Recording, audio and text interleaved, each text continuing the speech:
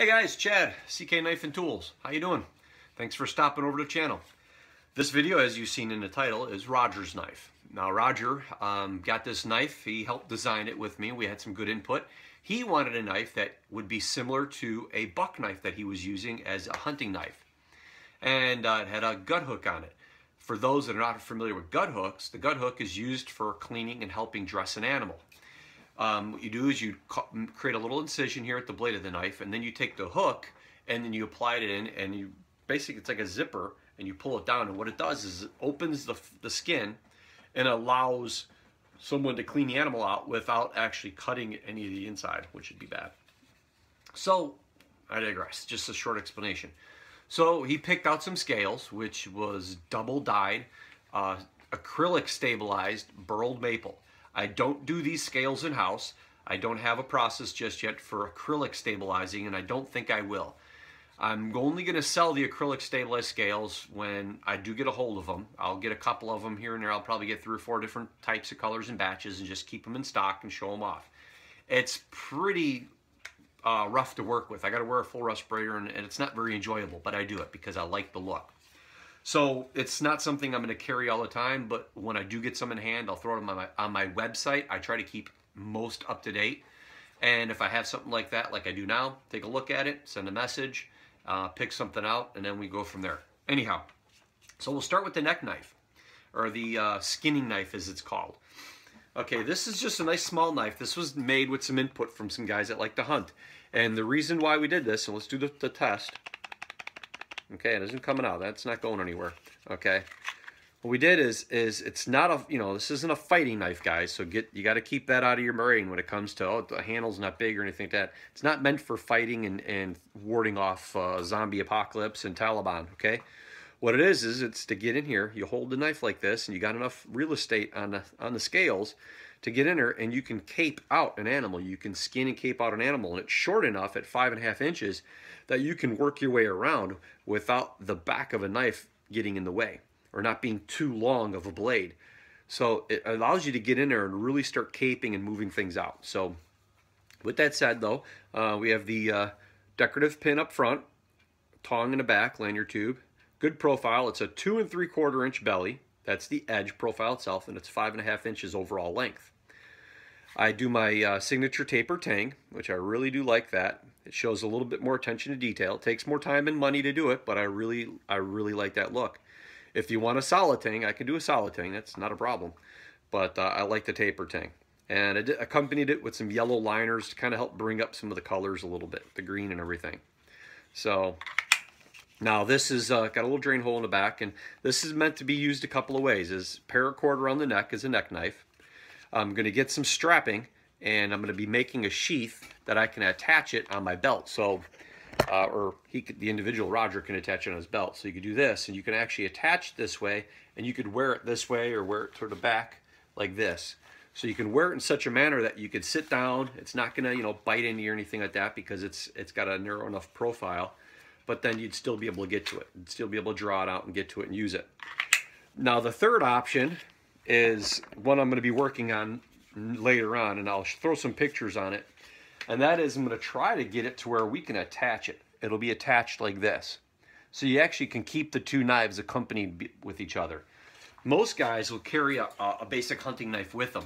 And depending on the weather and the season, most guys I know in the Midwest especially, they don't wear a full knife like this on their person because they're wearing layers. I mean, there's guys wearing full-on hunting pants and everything like that. And in most states, you got to wear blaze orange. So a lot of the guys will wear like a snowsuit, like a 2-piece snowsuit, and they'll have overhauls. Well, there's no belt. And so wearing these and doing this stuff, but they'll keep this stuff in their pack. So having them accompany each other like this isn't going to be that big of an issue because most likely, knowing Roger, this will probably end up in a pack.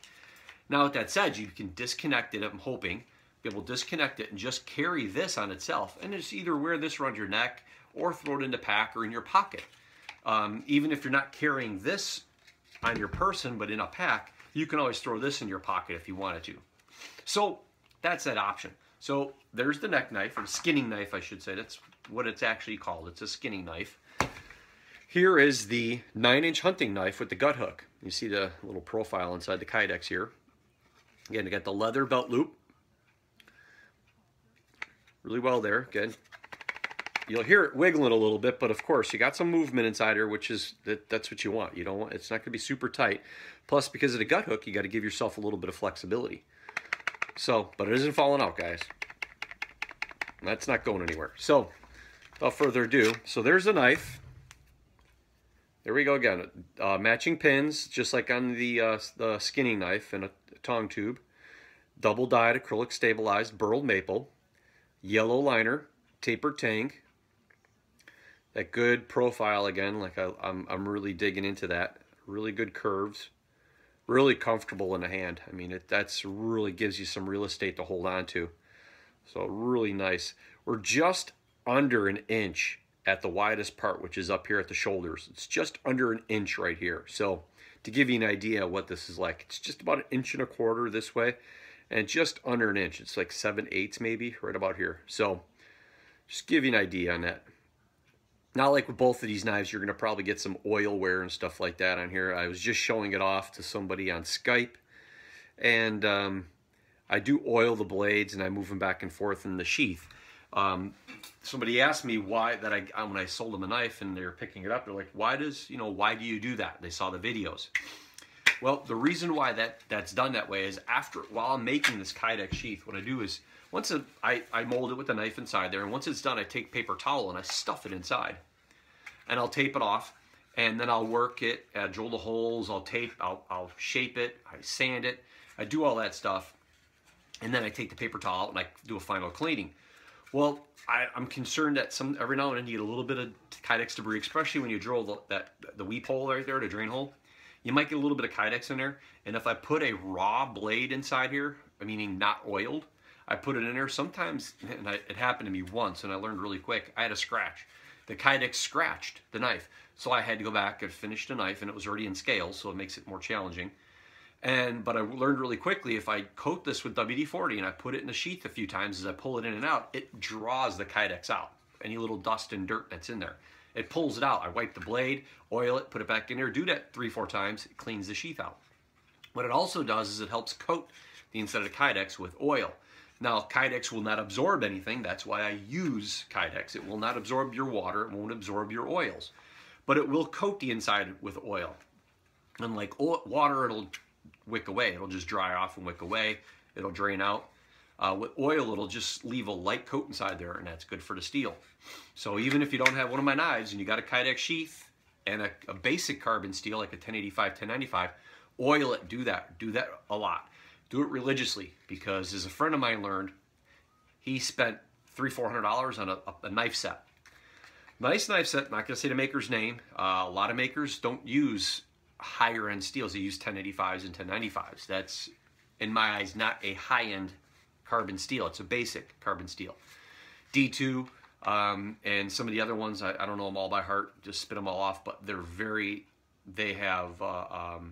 they have chromium. They are considered, or carbon steel. They are considered carbon steel knife, but the steel is such that it wards off the corrosion better than some of your basic steels. So D2, do that. He had a leather sheath. He had the 1085 or 1095 steel, and surface rust pitted both of his blades. Completely trashed now. We took some sandpaper and cleaned them all down as best as we could, but you can still see it. It marked the steel, and it kind of ruined the whole profile of it. So I made him some Kydex sheaths, but the damage is already done. So be diligent. No matter who knife it is, if you got leather, make sure you oil that thing down. Keep oiling it, because that leather absorbs the oil and takes it right off the steel. You got to keep oiling that stuff. So, and definitely, if anything, don't store it in the leather sheath. Take it out of the leather sheath and make a little Kydex thing or something, and rub it with oil and set it in wherever you set your knives. But don't store it in your leather for a long periods of time, because you might end up with issues. So anyhow, suffice to say, so here's Roger's knife, but that was it. So I appreciate it, guys. Sorry I babbled on here for a moment, but anyhow, if when I finish this little skinning knife, I'll throw some pictures out and stuff like that. So keep an eye on ckknifeandtool.com. Stop over on Instagram, check out some photos I put out every now and then, as well as CK Knife and Tool on Facebook. Okay? stop over there, take a look. That's where I keep a lot of the pictures and everything up to date, and a lot of other little goings on the in the shop and the homestead. So thanks for stopping over. Like, subscribe, share, comment below. I appreciate it all. Thank you. Have a good one.